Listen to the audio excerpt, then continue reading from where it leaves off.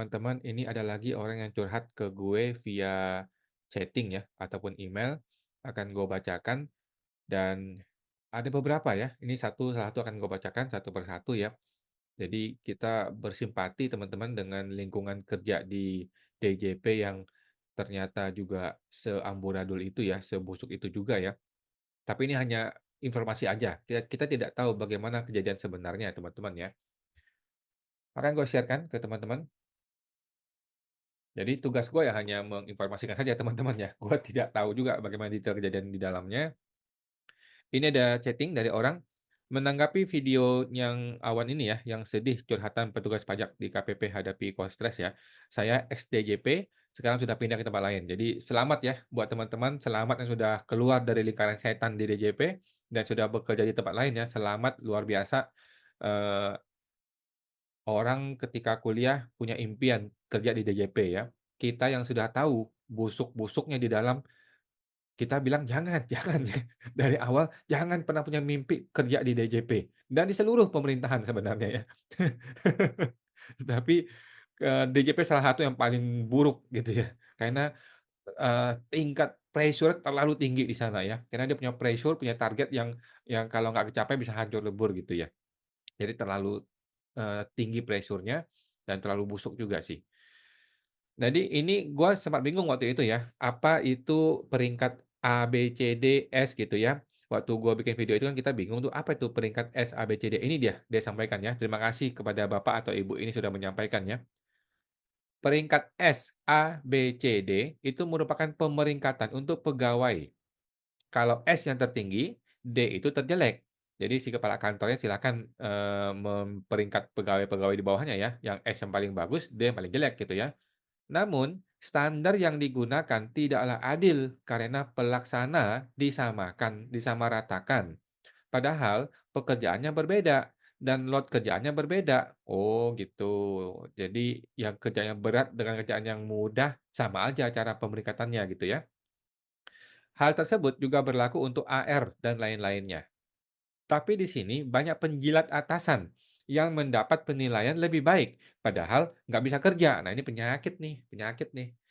Ini adalah penyakit yang harus diselesaikan ya oleh DJP gitu. Akhirnya kan tukang-tukang jilat naik jabatan nggak bisa kerja, ngapain mereka ketika dia di tingkat atas? Ya menjilat lagi atasannya gitu loh. Udah di atas, menjilat lagi atasannya untuk naik lagi gitu. Ketika kerja nggak bisa kerja, ketika ketemu wajib pajak memeras, itu yang terjadi ya sama oknum-oknum.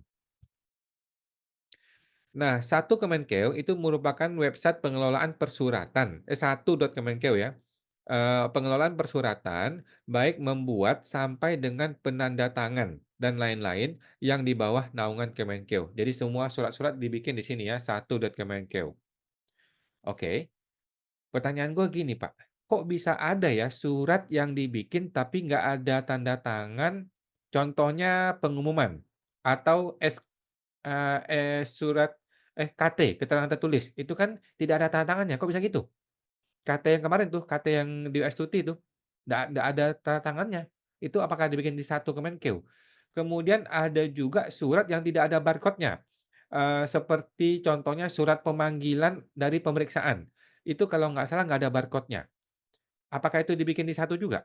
Ataukah gue mau tanya ini, apakah satu.kemenkeu semua surat yang terbit itu pasti ada barcode-nya? Kita mau tahu dulu nih. Kalau pasti ada barcode, berarti kan surat yang dibikin tanpa barcode itu dibikin di luar satu Kemenkeu. Apakah boleh bikin surat di luar dari satu Kemenkeu? Karena kadang-kadang, ada surat yang kita lihat kok error isinya dan tidak ada barcode-nya. Jangan-jangan dia bikin di luar satu Kemenkeu supaya nggak kelihatan oleh atasannya, jangan-jangan ya. Alasan dia resign adalah mutasi yang nggak jelas, promosi tidak jelas, apresiasi tidak jelas, dan lain-lain tidak jelas ya. Jadi segitu kacaunya di dalam DJP teman-teman ya. Padahal ini adalah lembaga yang mengurusi ribuan triliun uang kita semua teman-teman ya. Seharusnya dia pakai konsultan yang benar dong. Carilah konsultan bisnis di luar sana banyak ya. Bagaimana mengatur pola mutasi, promosi, apresiasi sehingga reward and punishment menjadi jelas gitu ya. Kalau nggak jelas, yang terjadi adalah gimana? Yang berhasil menjilat yang akan naik ke atas, yang tidak berhasil menjilat, yang kerjanya malah bagus, yang tiap hari kerjanya benar, nggak bisa naik-naik gitu loh. Kalau nggak bisa naik, mereka ngapain? Mereka demotivasi, kehilangan motivasi. Kalau kehilangan motivasi, apa akibatnya? Resign. Ketika dia resign, DJP kehilangan orang yang bagus. Orang yang bagusnya satu persatu mulai keluar, orang yang brengsek masih di dalam. Aduh, kacau balau. Orang kampus ini kampus atau kampus ya? Ini lingkaran bola setan yang masuk hanyalah orang-orang yang punya kekuatan orang dalam, maksudnya orang kampus ya. Dan jarang sekali mereka pernah penempatan di KPP. Kanpus ya, maksudnya Kanpus ya. Kok tidak paham apa itu Kanpus, tetapi ini terjadi di banyak wilayah ya, di banyak tempat ya, di mana orang-orang yang bisa masuk ke pemerintahan, akhirnya adalah orang-orang yang punya duit, punya koneksi, atau, punya pengaruh, atau punya kekuasaan. Merekalah yang bisa masuk gitu ya. Tapi itu di negeri Konoha setahu gue sih ya. Kalau di Indonesia mah kayaknya orang orang benar semua yang masuk ya. Ukom merupakan ujian kompetensi yang merupakan ujian untuk promosi pegawai untuk memenuhi posisi tertentu, misalnya jadi AR atau penyuluh. Oh gitu. Jadi mungkin seorang yang belum masuk DJP atau baru masuk tetapi masih tingkat rendahan gitu ya, kemudian mesti ujian Ukom supaya bisa naik peringkat menjadi AR atau penyuluh gitu. Ini bagus nih, ujian itu bagus daripada referensi dari kepala kantor ya, memang busuk tuh kepala kantor ya. Kalau referensi kepala kantor ya matilah kita, kita masih menjilat dia setengah mati gitu. Tetapi kalau ujian bagus. Namun, sudah lulus Ukom belum tentu diangkat, masih dibatasi kuota. Misalnya nih ya, tahun 2025, nah ini real nih ya, gila real banget ya. 2025 penyuluh kuotanya itu 100, padahal yang lulus ada 500. Sedangkan kebutuhan itu bisa jadi 1000, tapi yang diangkat hanya 100 saja. Oke, kebutuhannya 1000, yang lulus 500, tetapi kuota yang dikasih cuma 100. Gila ya, sesulit itu ya. Saya ex-penyuluh. Dulu, sebelum ada jabatan penyuluh, SMO Mei 2021, oke, yang pegang konsultasi itu AR Waskon 1, yang bertanggung jawab atas konsultasi di TPT dan permohonan PAP dari wajib pajak. Contohnya PBK lah, SKB lah, dan lain-lain. Jadi eee, zaman dulu itu AR di Waskon 1 sekaligus adalah penyuluh. Kondisi AR Waskon 1 kurang lebih 2.500 orang.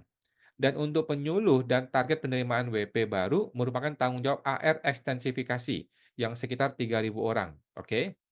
Nah, kondisi waktu itu 2021 ya, 2 pekerjaan AR Waskon 1 plus AR Extend. Jadi AR ini dia ada di Waskon 1 sekaligus dia juga AR Extend.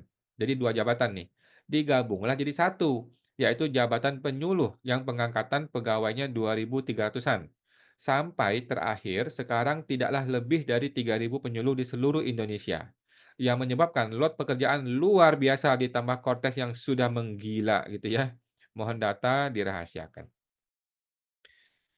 Begitulah teman-teman ya, curhat dari, petugas pajak ya. Jadi buat teman-teman yang merasa petugas pajak tuh pada brengsek tuh enggak juga teman-teman, yang masih banyak orang baik, orang benar yang nggak bisa speak up, yang nggak bisa ngomong gitu ya. Kalau mereka ngomong, langsung ditempeleng, minggu depan langsung pindah ke KPP si bau-bau di luar kota sana gitu ya. Jadi sulit sekali untuk speak up gitu. Seharusnya negara demokrasi nggak boleh begitu. Kalau mau negara maju, orang-orang yang bagus harus dikasih ruang untuk speak up, untuk ngomong, untuk memberikan masukan. Kali ini enggak, DJP itu enggak ada gitu. DJP itu dari atas top down kasih kasih keputusan mesti dilaksanakan, gitu loh. Masalahnya adalah ketika keputusan itu dilaksanakan, ada feedback dari wajib pajak yang nggak ngerti atau error, dia nggak bisa jawab nih, orang kantor pusat nih. Ini yang cilaka, penyuluhnya bingung. Lah, ada masalah di level WP, kita juga nggak ngerti, kantor pusat nggak bisa kasih solusi. Wajib pajak kan nggak ngerti kantor pusatnya error. Wajib pajak kan taunya penyuluh di KPP. Wajib pajak marah-marah sama KPP, ngomel-ngomel di KPP. Penyuluhnya bingung, gue mesti gimana gitu kan. Nah, dengan banyaknya orang-orang di KPP, maka indikator jadi jelek kan. Banyak pelayanan, banyak orang, ngamuk-ngamuk di KPP, berarti kan pelayanan jadi dianggap buruk gitu loh. Padahal yang error kantor pusat, ya. Ya anyway anyway yang namanya sikut-sikutan, yang namanya menjilat-menjilat itu gua rasa terjadi di banyak tempat ya, nggak cuma di DJP, di semua tempat.